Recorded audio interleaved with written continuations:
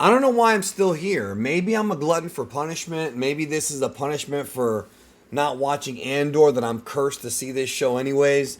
No, episode 5 of Acolyte. It's called Night. This stuff actually happened in this episode. There was some stuff that I would consider to be somewhat lore breaking. I would assume by the end everything will be revealed, but this is episode 5. We have, I believe, 3 more episodes to go because this is an 8-episode series. So we last left off with the mysterious Dark Warrior Acolyte appearing and all the Jedi confronting him, and he's there. And the good thing about this episode is that there was a lot of action. This episode was all the action that I think people wanted was all crammed into this episode. There is some stuff I didn't like I'm going to get to, but at least there was action and things happened. So the Dark Warrior, the Acolyte, is using his red lightsaber to take out all the Jedi, and he's an absolute monster. I mean, one by one, he slices them down. It's a really badass scene. I mean, I'll admit that. They did a great job showing his power, but man, the Jedi are such jobbers. Like, this is supposed to be the High Republic era, and there's one guy just chopping up Jedi. I've noticed that. Like, I don't know, when I was a kid, I always thought that the Jedi would be unbeatable. And then if you have multiple Jedi, you're pretty much screwed. But time and time again, we've seen multiple Jedi confront one or even two villains and just get completely smoked. And that's what's happening here. These dudes are J-Brones. So Osha shows up and she fires this like blast upon Smilo Ren, because earlier in the episode she wakes up. And then he does this thing where he throws the red lightsaber, like a boomerang type of thing. But then Saul shows up and deflects this. So Saul's a Jedi Master. He says, get the civilians out. And then he faces the Acolyte one-on-one. The Acolyte speaks and refers to him as Master Saul.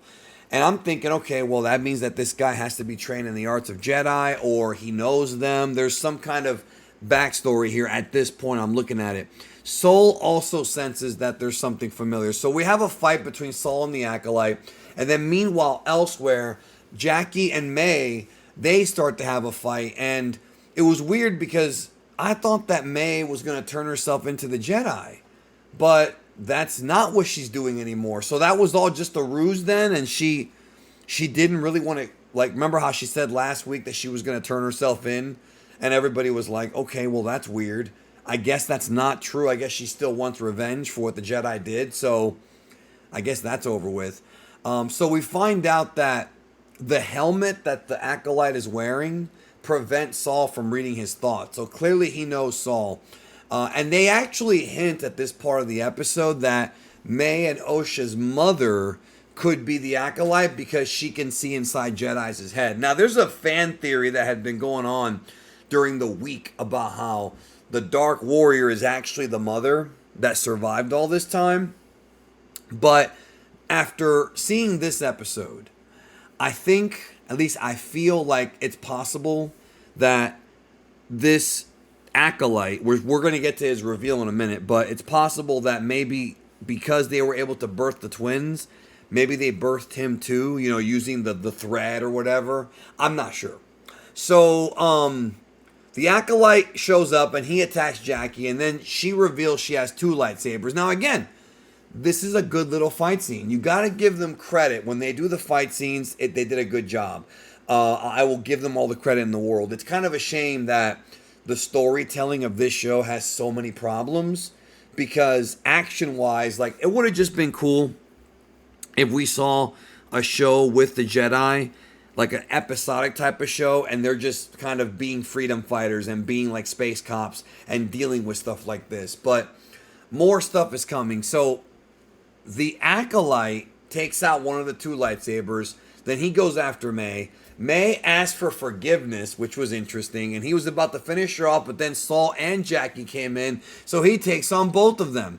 And he's using the Force trying to stop May while fighting both of them. I mean, this guy's very, very powerful.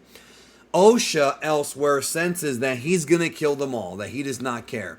So at one point, Jackie knocks off his helmet, and then as that happens, the Acolyte reveals that he has another red lightsaber. Basically, the way it looks, it was similar to Darth Maul, where it was like a double-bladed one, but he can unscrew it and make it into 2 lightsabers. It looks like that's what happened here. And that's what ended up. She dies. I mean, and I was kind of surprised that so many Jedi got smoked. I really did, because I thought they were going to be around for the rest of the show. And then we find out the big reveal is that it was indeed Qimir. The whole time he was the Jedi, or he was the Dark Warrior. And what's interesting is I saw that talked about during the week, and somebody told me that there were set photos that leaked of him in that costume. So I didn't even know about that. So, and that should tell you how much I don't care, because if you remember during the sequel trilogy, I had first kind of started doing content, first on Geekdom 101, then this channel. And we were talking about like what's going to happen with episode 7, 8, and 9. We were doing all kinds of like discussions about Reddit leaks and rumors and making Star Wars. For this show, I haven't even remotely kept up. And it's nothing to do with like, you know, me knowing ahead of time the show was going to suck. I had no idea if it was going to suck or not. I had no clue. But it's more so my absolute apathy for anything Star Wars now. Like I said in previous videos, it's not that I hate Star Wars, it's that I don't care. And that's worse, actually, because you got to think about it. Like, what's the opposite of love? People will say it's hate, but it's actually apathy. It's not caring. There's no emotion anymore. There's no emotional attachment to Star Wars anymore.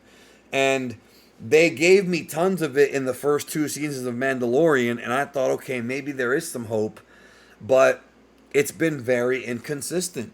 It's been very inconsistent. So he reveals that he has no name, but he confirms that he is a Sith. Now, I know that Star Wars theory, a bunch of people were saying it was a Sith. For me, the reason why I didn't think it was a Sith is because if they reveal a Sith now, then that means that what Ki-Adi-Mundi said in The Phantom Menace is BS, because he said that it's when Qui-Gon reported that he got into it with a Sith, which was Darth Maul, he's like, that's impossible. The Sith have been extinct for a millennia. So either everyone who knows he's a Sith is going to die before they report back to the council, or there's some kind of cover-up or something.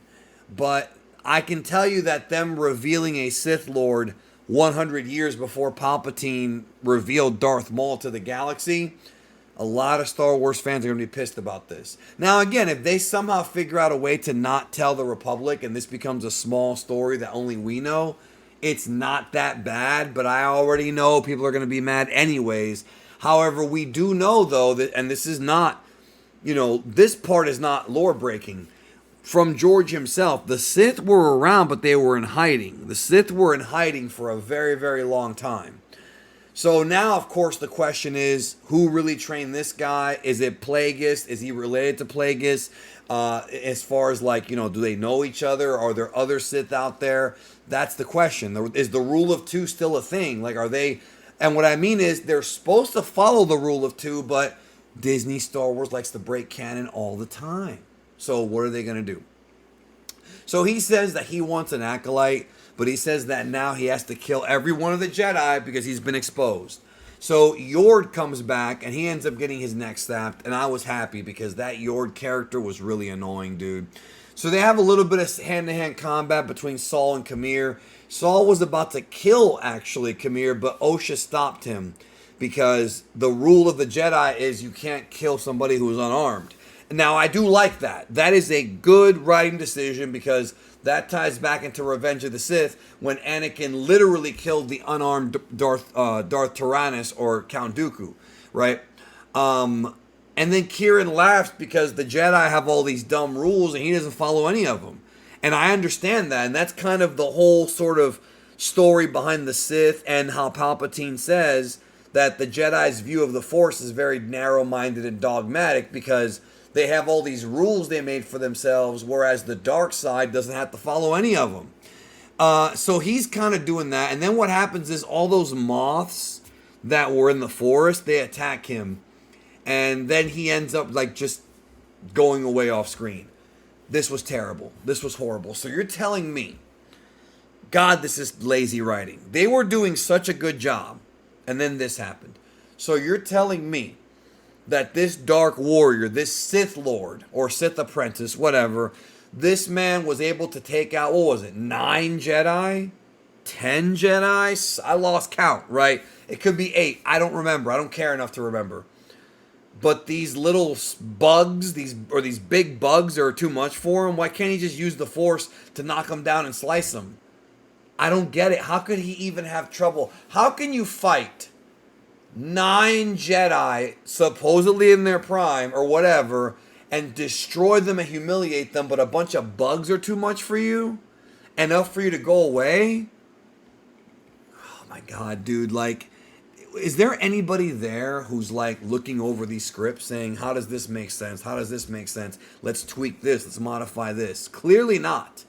And this is a problem with the prequels too. This is not just an issue with this show. So he goes away for a while. May appears, and it looks like May knocked out Saul, but I really couldn't tell what was going on because the way they were editing it was kind of confusing.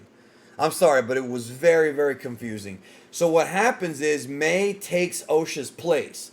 I guess the thing is that May still wants revenge on the Jedi, so she's going to take Osha's place and figure out a way to kind of weasel her way maybe to where the rest of the Jedi were that are responsible for what happened, maybe back to the Republic, and then do something there.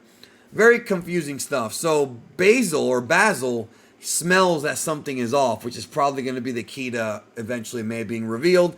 Elsewhere, Qimir finds his helmet, and he finds Osha, who's knocked out, and Qimir knows it's Osha because she has the tattoo, so maybe he trains her. He says some really cryptic stuff at the end of the episode. So I don't know what's going to happen. I don't know if he's going to kill her or if he's going to go after May or what. I will say this episode was an improvement. You can't deny it. The action scenes were cool. There was some cool fight scenes. Maybe not as great as it could have been. Nothing on level of the prequels, but still cool. The Jedi are a bunch of J-Brones, and I just assume they're all going to get killed by one Sith Lord because they always do. Other than that, I mean, the show, it's not been a good show, but at least this episode was better than the other ones. This is the best episode so far. That might not be saying much, but, you know. So I think if you're like one of those guys who have dropped this show already, if you want to see some lightsaber duels, check out the show. I don't care that much about the characters, to be honest with you, but I was entertained, you know, for a few minutes there. Those are my honest thoughts on this episode, you know. We'll see how they rectify it or how they move past it in the future. Like if they figure out a way to keep it a secret, or if, you know, everyone dies by the end. They did it in Rogue One, didn't they? I guess we'll see. Those are my thoughts. What are yours? Let me know in the comments. Take care of yourself, y'all, and I'll see you soon.